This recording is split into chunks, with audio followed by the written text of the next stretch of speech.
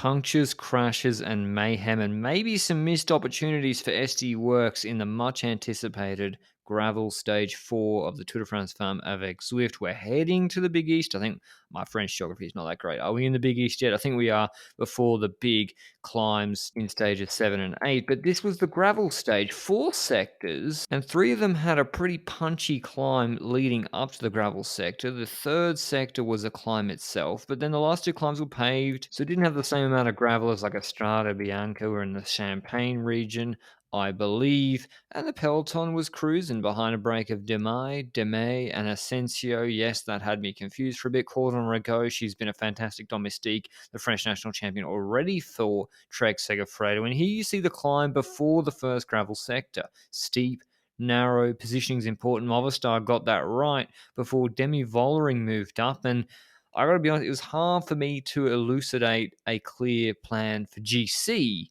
for SD Works on this stage, and we'll take a brief moment to appreciate Persico's handling on the gravel. Takes that bit on, rips the ice sock off it, puts it down an neck. In fact, I can't get in the right position. I'll just go no-handed whilst leading the bunch. Crazy handling from her before a technical descent, and the roads are all pretty much narrow between these sectors, and this is what I thought.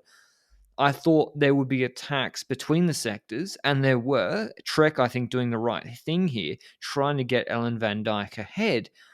But Demi Vollering closes her down. Royce is in the group. I would have liked to have seen someone like Royce to go with Van Dijk here, get 2 big engines up the road, and then maybe a Moolman or a Vollering or a Longoborghini can bridge them and take real time and put real pressure on Annemiek van Vleuten, who's been suffering the last couple of stages. But Vollering closes down Trek Segafredo's loyal domestique, Ellen Van Dijk, and then Marcus goes to front for Marianne Vos, who'd be happy for a sprint or to keep her yellow jersey. The groups come back, the breakaway gets another 33 seconds, now down to 2, before a big group hits the second sector, or the climb before it, which had like a 14-17% pinch. And again, Moolman on the front, setting a fair pace, but the group's not being shredded by any means. SD Works have got numbers, Trek have got numbers, but no real attacks. And it was just, again, Van Dijk sort of steady pacing the group on the gravel sector after that. SD Works moved to the front. They were looking good with Vollering, Royce, and co. And if you get caught in the deep gravel on the sides, you'd come into trouble. Lebu looking very good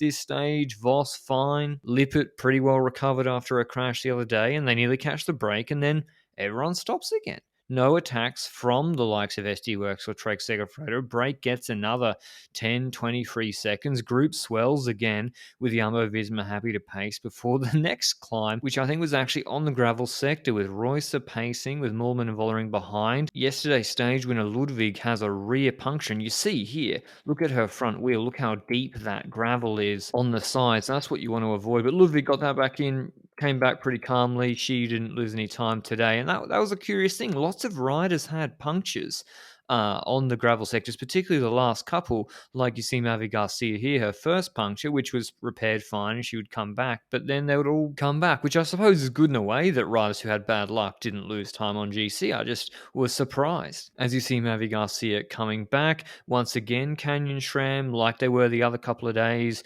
with Amelie Usyk and Roy Ackers, were trying to get riders up the road before Royce does attack. Before the last sector, she goes up the road for SD Works. They block it up. One of their strongest riders for this finish clear, and it's really Canyon Schramm and Mavi Garcia who were looking to close down the Swiss European time trial champion, one of the best time trials in the world, along with Ellen Van Dijk. And it's Garcia setting off after her, marked by Vollering, before she has another rear flat. I don't know if the first was a rear flat, and you see it's a full blowout. She can barely ride on this. I think she has to stop. You see she gets on the radio immediately. Marianne Vos is trying to get some off-season cyclocross action in before that kicks off in the winter. And so Garcia goes back. Now it's Niewiadoma, and she's got SD Works marking her, and then Garcia, I think, takes out that bike exchange rider, which is unfortunate. Canyon Schramm repeat the Amelie Usyk attack, then Niewiadoma surges again, and this creates a little bit of a split, and you see Longoborghini back there. She has a mechanical, so now Trek won't help, And it's just down to Voss, who, again, as I repeat, probably just happy with the sprint and keeping yellow. Lippert, who's got Labou behind, and they're chasing Marlon Reusser, who's just tapping out a rhythm, and she can go long. Persico attacks, and the group is thin, but it's still got lots of SD Works. And look here, look who you don't see. I've been repeating all these names. No Annemiek van Vleuten. No Elisa Longa-Borghini, who's got Ellen van Dijk, I presume, bringing her back, and Canyon Schramm attacks. So SD Works went with the stage win here. At this point, with Royce almost sure to get the stage, tough call to bring her back. But there's been multiple opportunities the last couple of days for SD Works to not just take 10 or 15 or 20 seconds on Van Vleuten, as you see Ellen van Dijk ripping back Elisa Longa-Borghini, but to take real time, like over a minute on Van Vleuten. Mavi Garcia is making her way back to the peloton after the second repaired mechanical before she collides with her team car and goes down really, really hard. So that was a really scary crash. Could have been worse. So a tough day for her, and she's obviously a tough rider. She gets back up and finishes, but no one's bringing back Marlon Royce. So there was Music, Emily Lusick, Ewers for EF Education, Tibco Silicon Valley Bank, but the trio were not strong enough to bring back Reusser, and the peloton's not really interested in chasing either. The Swiss star taking a huge stage win. SD Works first for this Tour de France Femmes avec Zwift, so they can tick that off the bucket list after Kopecky wasn't able to win in stages 1, 2, and 3. But Vollering and Moolman, no big advantage taken on Van Vleuten ahead of those big mountain stages in 7 and 8. She wins the stage ahead of Music, Almusic, Ewers, then Vos, Kopecky, Persico, Roseman, Gannon, Longa-Borghini, and Vollering rounding out the top 10. Here is what Reusser had to say after the stage.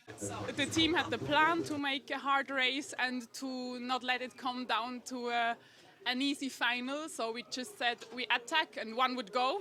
And then I was lucky it was me. In terms of GC, it's still Marianne Vos on top. She should keep the jersey tomorrow, barring some sort of incident. It looks like the perfect stage for her if they can apply pressure along with Trek on the last climb of 20Ks to go to get rid of Vibers. But even so, she's not losing the jersey in a bunch sprint if there is one with Vibers. Hope you enjoyed the video, and I'll see you with a recap of that one tomorrow. Ciao.